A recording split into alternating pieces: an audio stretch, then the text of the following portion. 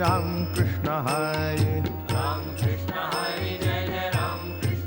शेठ हलवाई सार्वजनिक गणपती ट्रस्ट आणि सुवर्णयुग तरुण मंडळाच्या वतीने उपस्थित सर्व भक्तगणांचे सहर्ष स्वागत करतो. अमृत अनुभवाचा आपण अनुभव घेत आहोत.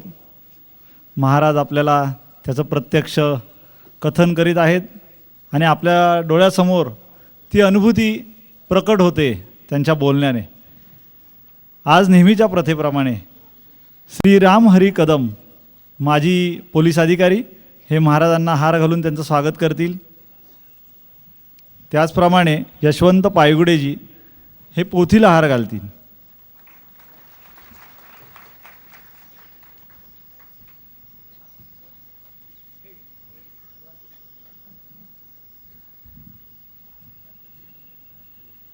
हृदय विठ्ठल श्री ज्ञानदेव तुकाराम ज्ञानेश्वर महाराज की जय. तुकाराम महाराज की जय. सद्गुरु दादा महाराज अप्पा महाराज की जय. ओम नमो ज्ञानेश्वरा.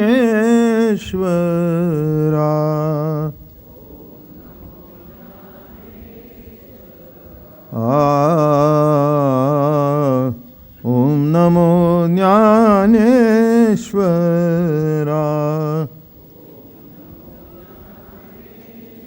करुणा करा दयाळा तुमचा अनुग्रह लाधलो.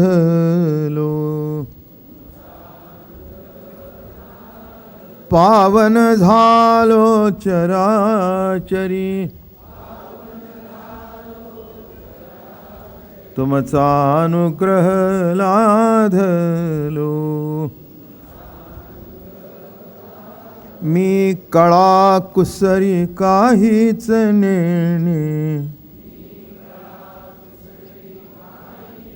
बोलतो वचने अतिभाविका.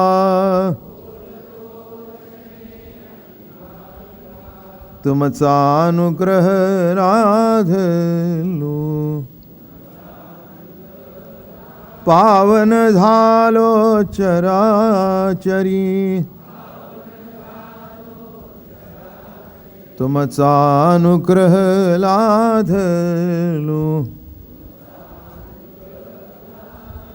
एका जनार्दनी तुमचा दास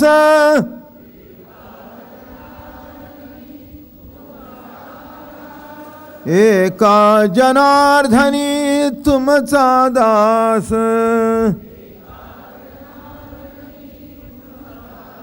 त्याची आस पुरवावी तुमचा अनुग्रह लाधलो. पावन झालो चराचरी तुमचा अनुग्रह लाधलो. पुंडलिकावरदे हरिविठ्ठल श्री ज्ञानदेव तुकाराम ज्ञानेश्वर महाराज तुकाराम सद्गुरु दादा.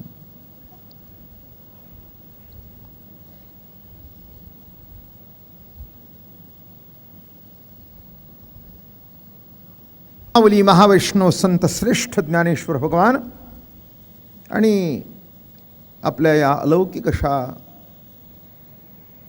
अनुभवजन्य ग्रंथामधून केवळ स्वरूपाची चर्चा करतात.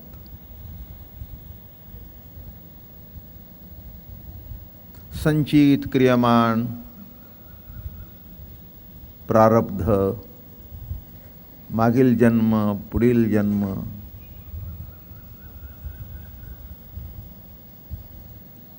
अध्ययन केल्यानंतर त्याची काही फलप्राप्ती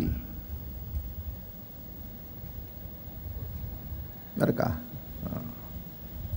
गीतेचा पाठ केल्यानंतर काय होतं फलप्राप्ती आहे. काही प्रत्येक ग्रंथाची फलप्राप्ती आहे. याचं तुमचं जीवन हेच फलद्रूप आहे. तुमचं जीवन हेच फळ आहे. याच्यापेक्षा निराळं काही मिळवायचं नाही, प्राप्त करून घ्यायचं नाही. फक्त श्रीहरी तुमच्या रूपाने कसा प्रगट झालाय तेवढं बघायचं. आणि प्रगट झाल्यानंतर एवढंच कळायचं की तो आणि तुम्ही भिन्न नाही. नामे अमृतानुभव.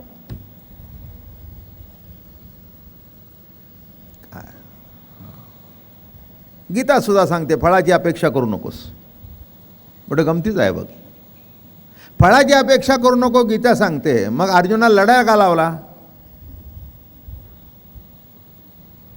हे देवाचं बोलणं असं असतं, दोन अर्थी बोलणं. फळाची अपेक्षा नको, बरोबर आहे ना. मग पांडवांचा पक्ष का घेतला? कौरवांचा घेऊन हरवायचं होतं ना. फळाची अपेक्षा देव नाही म्हणतो, पण त्याला सुद्धा फळाची अपेक्षा आहे, म्हणून जग निर्माण केलं. ते म्हणाल बाबा महाराज तुम्ही विचित्रच बोलत असता. मुळात मीच विचित्र आहे. तुम्हाला कळून येईल की काय चित्र काय आणि विचित्र काय. माझं बोलणं कळलं का? काय फळाची अपेक्षा करू नको म्हणजे काय? का रथ चालवायला बसलास? कशा करता रथ चालवायला बसलास? कशा करता लढायला लावलंस? समोर उभा राहिल्यानंतर अर्जुनाने रथाखाली उडी टाकली होती. मला काही नको आहे, गीता सांगायच्या अगोदर त्याची तयारी झाली होती. पण फळाची अपेक्षा नको म्हणून अर्जुना देवोनी समाधी स्वयेची घातला महायुद्धी. पण ज्ञानेश्वर महाराज कौतुक करतात, पडी तो कृष्ण कृपानिधी ताट्यस्थ शिवोनिधी. त्याला ताटपणा येऊन दिला नाही आणि हातातला धनुष्यबाण खाली ठेवून दिला नाही. माझं बोलणं कळलं का? म्हणून इथे तसं काही नाही. धनुष्यबाण कोणी खाली ठेवला म्हणून त्याच्या मागे लागायचं नाही, कोणी घ्या म्हणून सांगायचं लागायचं नाही. स्वसुखाची गोडी काय आहे नाही का? प्रभूच प्रिय रूपाने कशी आपली प्रतिती घेत असतो का? त्या संतांच्या प्रिय गोडीशी एकरूप होणं नामे अमृतानुभव सांगणं आणि अमृतानुभव ऐकणं. याच्यापेक्षा दुसरं काही नाही. चिद्विलासाच्या ठिकाणी कोणी पापी नाही, कोणी पुण्यवान नाही. पाप पुण्याच्या पलीकडे याचा परमार्थ आहे हा. पाप धुण्याकरता सुद्धा नाही. ते हरिद्वारला जा,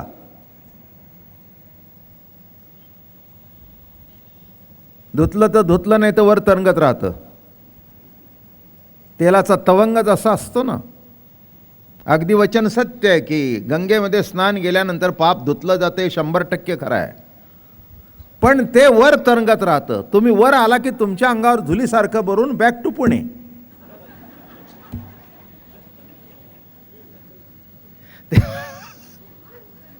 तेलाचा तवंग कसा असतो, वर तरंगत राखतो ना. सध्या बघा काय झाले त्या तवंगाने. बरोबर आहे ना. तुम्ही उठला की बरोबर आला अंगावर. ते तुम्हाला सोडून जात नाही. म्हणून माणसं पाप धुण्याकरता जातात. तसं इथे पाप बीप काही धुवायचं नाही, आपल्याला काही करायचं नाही. श्रीहरीच्या स्वगोडीशी एकरूप होणं नामे अमृतानुभव. आणि म्हणून महाराज काल सुटता सुटता प्रवचन इथे आलं, सखा शब्द वापरला गुरुला. तू कोण आहेस? माझा सखा आहेस. सद्गुरुनाथ हे सखे आहेत नाही का? आणि म्हणून त्याच्यातून कालचं थोडंसं निरूपणाचा भाग चालू होता. मित्र कोण, जिवलक कोण नाही का? मी पंढरीला व्याख्या करत असतो बरं का. यात्रेकरी कोण, जत्रेकरी कोण, वारकरी कोण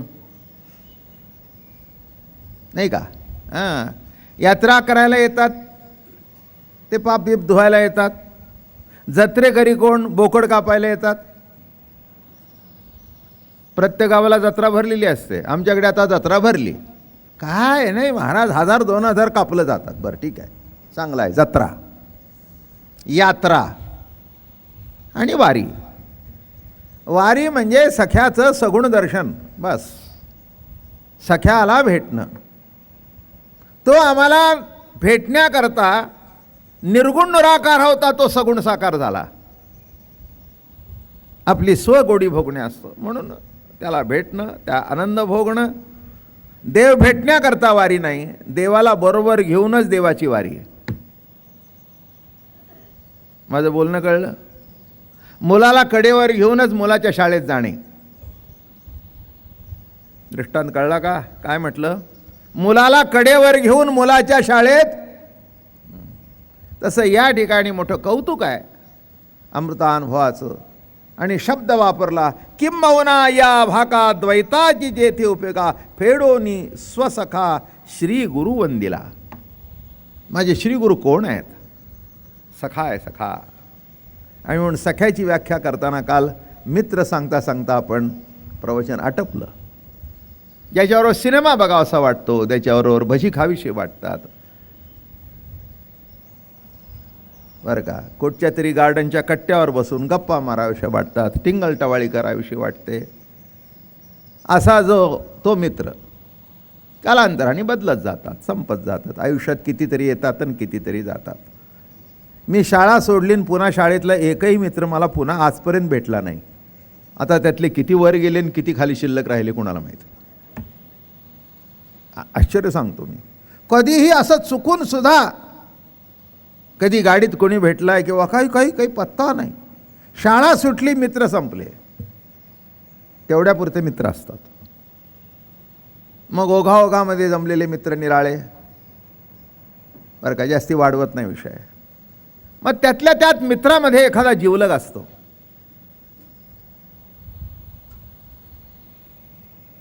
त्यातल्या त्यात मित्रामध्ये कोण असतो? एखादा जिवलग असतो. त्या जिवलगाचा उपयोग असा असतो की आपलं सुखदुःख त्याच्याजवळ सांगता येतं. काय एक लक्षात ठेवा, माणसाला कुठेतरी आपलं मन उघडं करायला जागा लागते. हे तुम्ही पक्क लक्षात ठेवा.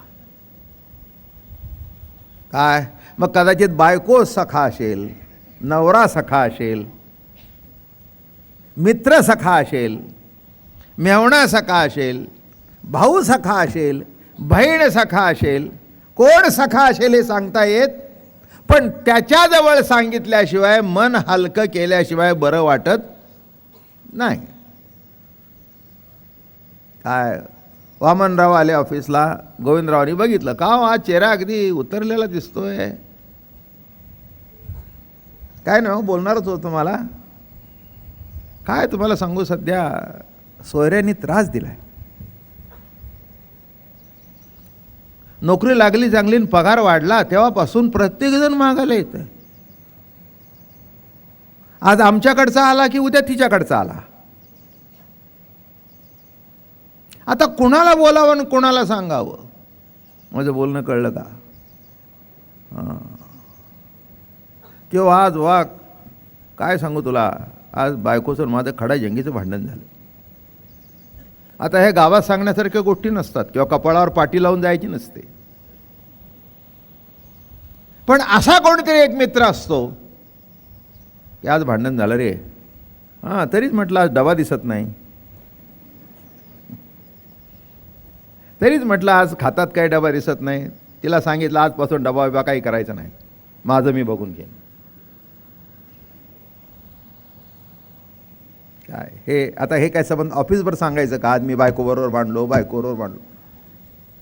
तोही सांगत असतो, अरे तुझं तसं झालं, माझं काल झालं होतं, फक्त मी बोललो नाही. काय ते म्हणले तुझं, त्याचं तिसरंच होतं. मुलगा इतका विचित्र वागतो म्हणला, अंगावरून गेला तरी बघत नाही. जिवलग, कळलं का तुम्हाला? हां, म्हणून असा जिवलग सुद्धा असावा की ज्याच्याजवळ आपल्याला सुखदुःखाच्या गोष्टी सांगता येतात. आणि सखा हा सगळं श्रेष्ठ आहे. त्याला काही सांगावं लागत नाही, नुसतं चेहऱ्याकडे बघितलं की कळतं की इथे काहीतरी बिघडलंय. तो सखा. तुका म्हणे सखे हरीचे ते दास, अहो सखे साजणी ज्ञानाबाई ओ हरणी. नाही का? सद्गुरुनाथ हे सखे आहेत, संत हे सखे आहेत. आपल्या अंतःकरणातली व्यथा त्यांना बरोबर कळत असते आणि कुणी काही सांगावं लागत नाही, न सांगता कळतं. माझं बोलणं कळलं का? तेव्हा सगळे काही सखे नसतात. जवळचे जरी वाटले तरी आपल्या वाईटात सुद्धा आनंद भोगणारे असतात. माझं बोलणं कळलं का? कशात आनंद भोगतात? आपल्या वाईटात सुद्धा. एखादे वाईट घडलं तर त्याच्यामध्ये सुद्धा आनंद भोगत असतात. ही जीवनाची मोठी गंमत आहे. आणि म्हणून महाराज म्हणाले सखे. कोण सखे? तर संत हे खऱ्या अर्थाने सखे आहेत. आणि म्हणून महाराज म्हणाले फेडोनी स्वसखा श्री गुरुवंदिला. असा जो माझा सद्गुरुनाथ सखा, त्या माझ्या सख्याला वंदन केलं. नाही का? मित्र रगड भेटतात, जिवलग फार थोडे भेटतात, पण सखे एखादाच भेटतो. नाही का? कृपाळ उदार माझा ज्ञानेश्वर, तया नमस्कार वारंवार. खऱ्या अर्थाने सखा. न पाहे याती कुळाचा विचार, भक्त करुणा करत ज्ञानाबाई. असा सखा. पांडुरंग सखा, सद्गुरुनाथ सखा. बरं का? ज्ञानेश्वर महाराज अर्जुनाचं वर्णन करताना फार मजेशीर करतात. आत्मनिवेदन तळीची जे पिटिका होय सख्याची, पार्थू अधिष्ठात्री तेथीची मातृका गा. सख्य भक्तीचा पार्थ हा अधिष्ठात्री देवता आहे. मोठा आनंद, मोठं कौतुक. नाही का? हो. म्हणून लाज वाटली नाही त्याचा रथ चालवताना. अर्जुनाचा रथ चालवताना अर्जुनाची घोडी धुतली अनंते, त्याची घोडी सुद्धा धुतली. काय लाज वाटली नाही? काय आपल्या सख्याचं काम करत असताना कधी लाज वाटत नाही, कारण ते काम वाटतच नाही. त्या कृतीतून सुद्धा प्रेमाचा साक्षात्कार होत असतो. काल शाळेतून मळून आलेले कपडे सबंध माती लागलेली, धुवायला घेतले. काय करावं कार्ट्याला? काय करावं कार्ट्याला? डाग निघता निघत नाही आणि श्वासाचीच हसते. किती सांगितलं तरी ऐकतच नाही. तितक्यात नवराला का ग म्हणला हसते? तुमचे चिरंजीव बघा म्हणले किती दिवसाला 2 कपडे बदलले तरी पुरत नाहीत. कौतुक. सखा सखा. पण मुलांच्या बाबतीत एक आहे, आपल्याला ते सखे वाटतात, त्यांना आपण वाटतो का प्रश्न आहे. माझं बोलणं कळलं का? आपल्याला ते सखे वाटतात, पण त्यांना आपण वाटतो का, हा महत्वाचा भाग आहे. आणि दोन्ही पाडून जर सखा वाटला तर टाळी वाजली. नाही का? तसं या ठिकाणी असं होतं की ज्ञानेश्वर महाराजांनाही निवृत्तीनाथ सखे वाटत होते आणि निवृत्तीनाथाला सुद्धा ज्ञानेश्वर महाराज सखे वाटत होते. इतका सखा, इतका सखा, इतका सखा. आई वडील गेले. बरं का? आई गेली, वडील गेले, त्यांच्या मागोमाग आई गेली. मातृत्व आणि पितृत्व एक रूपतेने भेटलं तो सखा.